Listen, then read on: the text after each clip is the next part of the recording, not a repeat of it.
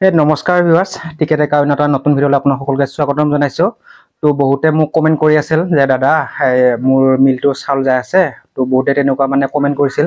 তো তাৰে পৰা মানে আজি ভিডিঅ'টো দিব ওলাইছোঁ আৰু লগতে বহুতখিনি কথা আলোচনা কৰিম এই ভিডিঅ'টোতে। তো বলক তেন্তে আজি ভিডিঅ'টো আৰম্ভ কৰোঁ। তো প্ৰথমতে আপোনালোকক দেখুৱাই লওঁ, যদি আপোনালোকৰ স্কেল এৰা পাইছে স্কেল কেইখন, তো স্কেল কেইখনৰ যদি আপোনালোকৰ এনেকুৱা অৱস্থা হৈ গৈছে, অলপ ওচৰৰ পৰা দেখুৱাই দিয়ে, এনেকুৱা যদি অৱস্থা হৈছে দেখা পাইছে, এইটো বস্তুটো কোনোবাই স্কেল বুলিও কয় আৰু কোনোবাই ব্লেড বুলিও কয় আৰু তো মানে দেখা দেখে। তো দেখা পাইছে এনেকুৱা যদি হৈ যায়, তো এনেকুৱা হ'লেতো আপোনালোকৰ হৈ গৈছে দেখা নাই এইখিনি। তো এনেকুৱা হ'লেতো আপোনালোকৰ চাউল একদম যাবই মানে গুড়াৰ লগত, আৰু ধানটো ভাঙাৰ চান্সটো থাকে মানে দেখা পাইছে। দেখা পাইছে আৰু এইফালে চাওক, এইখনো এয়া হৈ গৈছে গোটেইখিনি দেখা পাইছে। চ' দুটা চাইডেৰ মানে অৱস্থাটো বেয়া, তো সেইটো কাৰণে মানে চেঞ্জ কৰি দিছোঁ। যদি আপোনালোকৰ এই দুটা বস্তু চাই ল'ব, যদি এনেকুৱা হৈছে চেঞ্জ কৰি দিব। আৰু দ্বিতীয়তে আপোনালোকৰ যিখন নেকি জালি বুলি কোৱা হয় এখন এই বস্তু, তো জালিখনো যদি আপোনালোকৰ এই দেখা পাইছে অৱস্থা বেয়া হৈ গৈছে একদম। তো আপোনালোকৰ যদি এনেকুৱা হৈ গৈছে আৰু জালিখনৰ লগতে প্লাছ এই বস্তুটো যদি হৈ গৈছে এই বস্তুখিনি, তো তেতিয়াও গুড়াৰ লগত চাউল যাব। তাৰ পাছে এই বস্তুটো এইটো যদি হৈ গৈছে, তো তেতিয়া গুড়াৰ লগত চাউল যাব। তো আপোনালোকে এনেকুৱা যদি হৈছে চেঞ্জ কৰি ল'ব। এটা হৈছে মই দুখন চেঞ্জ কৰি দিলোঁ, ইয়াৰো একে অৱস্থা এইখিনি হৈ গৈছে, প্লাছ এই মাজৰ যিখিনি আছে সেইখিনিও হৈ গৈছে। তো এনেকুৱা হ'লে আপোনালোকে সেইটো চেঞ্জ কৰি ল'ব। তো এতিয়া আহক মিলৰ ভিতৰলৈকে। আপোনাৰ মিলৰ হুলাৰৰ ভিতৰত মানে কি প্ৰব্লেম হ'লে আপোনালোকৰ চাউলটো যাব মানে গুড়াৰ লগত বা ধানটো ভাঙিব পাৰে, সেইটো আপোনালোকে দেখুৱাব। বা চাউলৰ লগতো ধান যাব পাৰে। তো চাউলৰ লগত যিটো মানে ধান যোৱা প্ৰব্লেম বিশেষকৈ, তো এইটো মোৰ মিলটোত আপোনালোকক খুলিকৈ দেখুৱাই দি আছোঁ। আৰু আপোনালোকে চাব ভিডিঅ'টো শেষলৈকে, তেতিয়া সম্পূৰ্ণ কথাখিনি গম পাব আৰু বুজি পাব।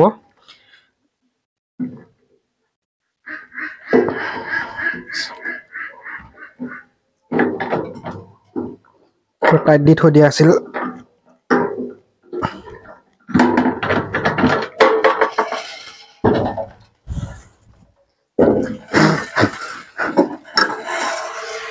টিং পাতি থৈ দিছোঁ।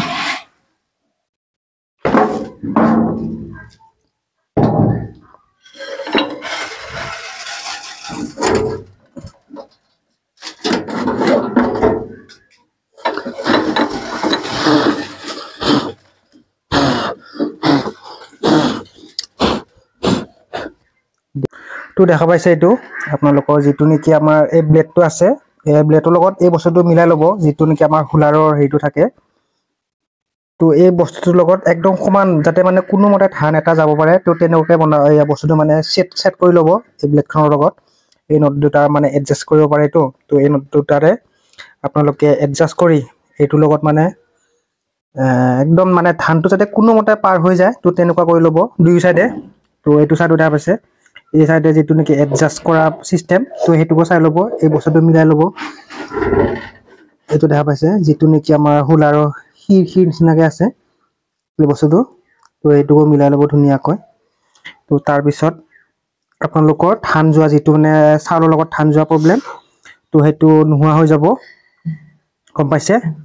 তো এইখিনিতে মানে মেইন প্ৰব্লেমটো। আৰু তো যদি আপোনালোকৰ এই প্ৰব্লেমটো হৈ আছে, তো এইখিনি কাম কৰিলে আপোনালোকৰ প্ৰব্লেমটো ছল্ভ হ'ব। আৰু তথাপিও যদি ছল্ভ নহয়, তেতিয়াহ'লে আপোনালোকে যোনখন দোকানৰ পৰা কিনিছে তাত কণ্টেক্ট কৰিব।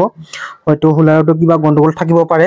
আৰু এইফালে যদি ধান যদি যায়, কিছুমানৰ যায় মানে আৰু, তো এইটো চাইডে যদি ধান যায়, তো আপোনালোকে হেৰি কৰি ল'ব, কাপোৰ এখন আছে, কটন কাপোৰেদি এইখিনি জেগাত পাতলকৈ দি দিব। আৰু মানে বাকী আৰু এইবিলাকতো ঠিকে থাকে আৰু এইবিলাকৰ ইমান এডজাষ্ট কৰিব কাৰণে তেনেকুৱা বিশেষ কাম নাই।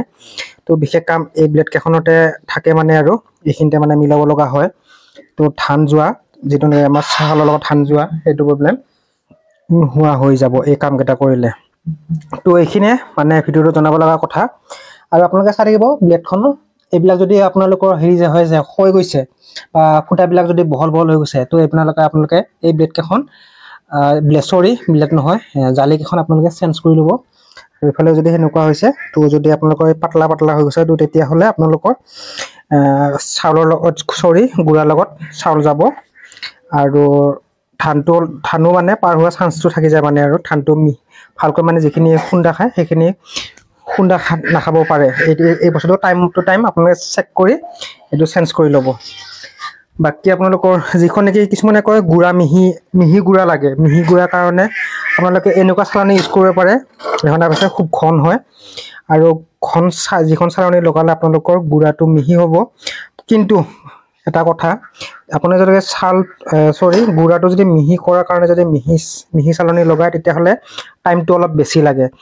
তো টাইমটো আপোনালোকৰ লাগিব মানে আৰু ধৰক আগতে ধৰক 1 মোন ধান খুন্দোতে আপোনালোকৰ 10 মিনিট লাগিছিল, কিন্তু আপোনালোকৰ এইখন জালি লগোৱাৰ পিছত আপোনালোকৰ হয়তো 15 মিনিট বা 13 মিনিট তেনেকুৱা লাগিব পাৰে। তো কথাটো হ'ল সেইটো আৰু। তো এইখিনিয়ে আজি জনাব লগা ভিডিঅ'টো। তো কেনেকুৱা পালে আজি ইনফৰমেশ্যনখিনি জানি, যিখিনি জনাব লাগে মানে জনাই দিছোঁ আৰু মই যিখিনি মোৰ অভিজ্ঞতা 3 বছৰ হ'ল মই আজি মিনি ৰাইচ মিলটোৰ লগত কাম কৰি থকা। তো মিনি ৰাইচ মিলটোৰ লগত যিখিনি অভিজ্ঞতা হৈছে সেই অভিজ্ঞতাখিনি আপোনালোকৰ মাজত শ্বেয়াৰ কৰিলোঁ। আজি গৰমো বহুত পৰিছে, অলপ ঘামি গৈছোঁ আৰু কথাখিনি জানি কেনেকুৱা লাগিল কমেণ্ট কৰি জনাব। যদি ভিডিঅ'টো ভাল পালে ভিডিঅ'টো লাইক কৰি দিব, লাইক শ্বেয়াৰ কমেণ্টখিনি কৰি দিব।